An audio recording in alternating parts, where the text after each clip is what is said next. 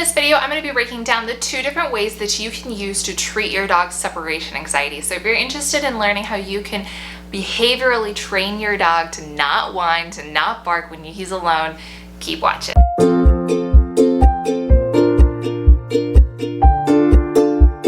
What's up guys, it's Jenna with Dog Liaison, where I coach you on how to enhance your dog's mental health needs. On this channel, we break down scientific research in order to inform and educate us on how to train dogs. So if you're interested in a nerdy approach to canine cognition, do me a favor, hit that subscribe button.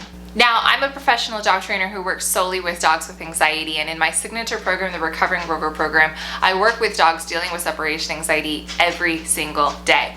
And as a trainer who works with these anxiety disorders, I know the right way to train these things and the absolutely wrong ways that are not going to do diddly squat. In fact, in my last video, I talked about the misconceptions around dog separation anxiety and what methods will not work for you and your dog. So if you're interested in learning that, make sure you open this link in a new tab and watch that video after this one.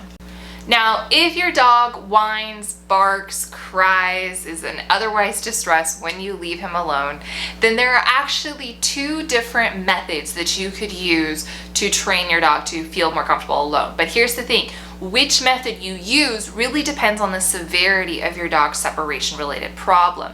So as we talked about in this video, there are technically 4 different diagnoses on separation related problems. And so 3 of those would be considered anxiety disorders probably, and the other is boredom. Boredom is the separation related problem where a dog just doesn't feel entertained or is literally bored when you leave him alone. And this is best treated with the method called counter conditioning.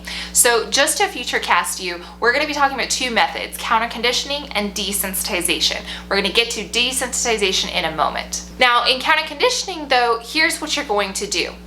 Counter conditioning is the process of giving your dog something super high value only when you leave.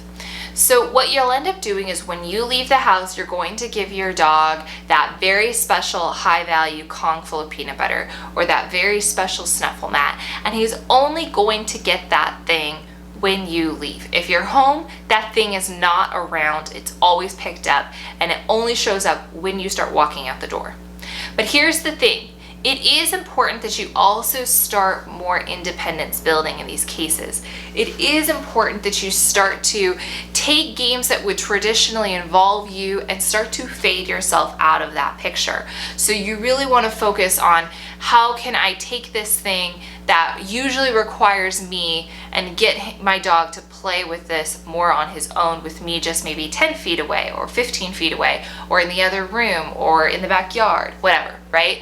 Really setting up more moments for your dog to be independent. Counter conditioning is rooted in operant conditioning and classical conditioning, which are behavioral learning theories, and these are rooted in science. They're pretty well studied. Counter conditioning can be helpful for dogs that are experiencing boredom and perhaps even dogs that are experiencing mild cases of separation anxiety. However, if your dog is experiencing an anxiety attack when you leave or is experiencing that panic distress, then you actually want to use a process called desensitization. But before I tell you about true separation anxiety and the desensitization process, I did want to let you know that I have a free guide, a frequently asked questions on separation anxiety guide that you can download using the link in the description box below. So if you're interested in getting your hands on that separation anxiety FAQ, hit the link in the description box. The reason counter conditioning won't really work for you is for a couple of reasons. One, because if you start giving your dog this very valuable toy, it'll actually become more of a negative association than a positive association, right? If the dog is experiencing boredom, when you give him this high value toy, you are actually creating a more positive experience, right? However, if the dog is experiencing an anxiety attack, then the anxiety is such a strong emotion, that is such a strong visceral experience, that it's actually tainting the association of the toy. And what can actually end up happening is that as you give the dog the toy more often, every single time he's left alone, The association of being alone doesn't change. He still doesn't like that. But now, on top of that, the association of the toy is that the toy is a trigger. The toy becomes a red flag that, oh God, I'm going to be alone and mom's going to leave me by myself. And now the toy has a negative association. So you don't really want to lean too hard into counter conditioning, especially in the early stages. So desensitization is what I actually teach in my Recovering Rover program, is what I lean into for dogs with separation anxiety. And it's actually predicated off of what you would know as exposure therapy. So in human behavior terms, it would be exposure therapy, where we give the dog small exposures to being away over time. This was a practice that was first established by Melina D. Martini Price.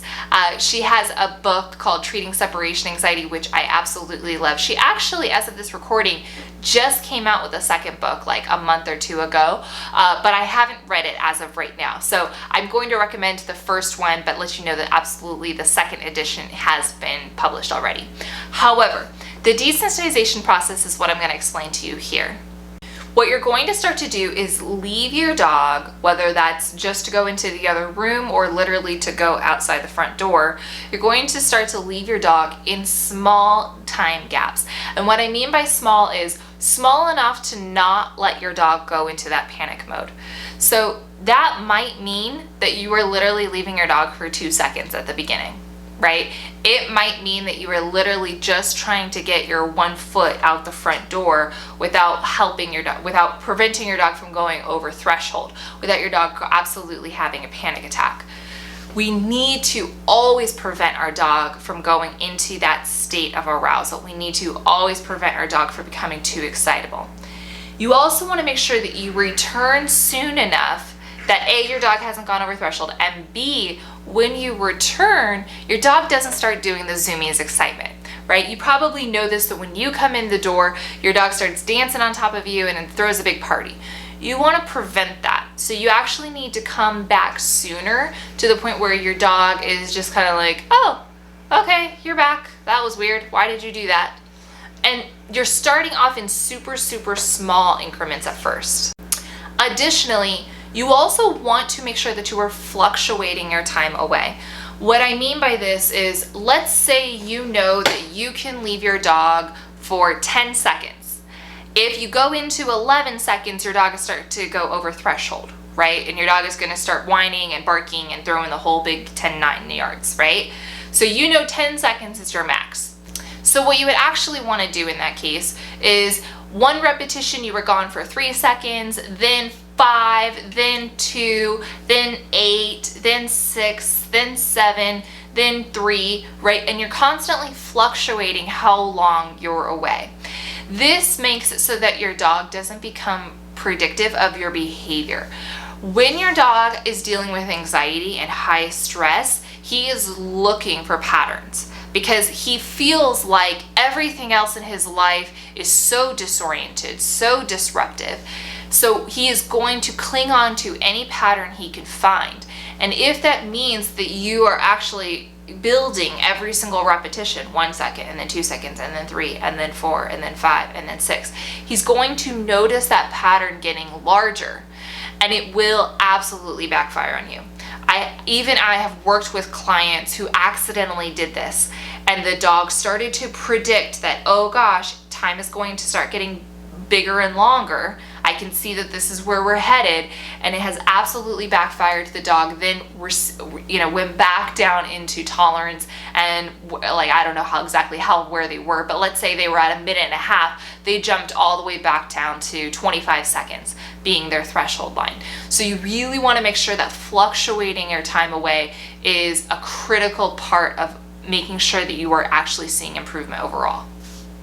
Of course, a huge part of this is recording your dog's body language and making sure that you can actually see your dog on a baby cam, and make sure that you're monitoring their stress signals. If you want a deep dive on dog stress signals. I have created an entire 45-minute video on just that, and you can binge that if you'd like and get all of the deep dive on dog stress signals specifically.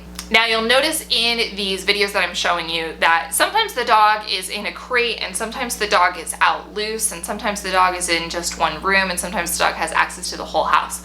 So there is some fluctuation in these videos. And you might be thinking, well, does that mean that my dog is supposed to be in a crate? Does that mean that I'm supposed to lock my dog in a room? What does that mean? Well, in my next video, I'm going to be answering whether or not you will need a crate for dog separation anxiety. I'm going to be breaking that down a little bit. So if you're interested, make sure to hit that subscribe button. If you're watching this video well into the future, I have linked it right here and you can check that out. Now, believe it or not, this is just the overview of the desensitization process for dog separation anxiety. So if you think your dog is actually dealing with an anxiety disorder and you need to use the desensitization protocol, then I really recommend you check out this video right now, which is going to give you the deep step-by-step guide to accomplish that goal and learn that protocol. Also, make sure to grab your separation anxiety FAQ guide in the description box below. Download that and check it out.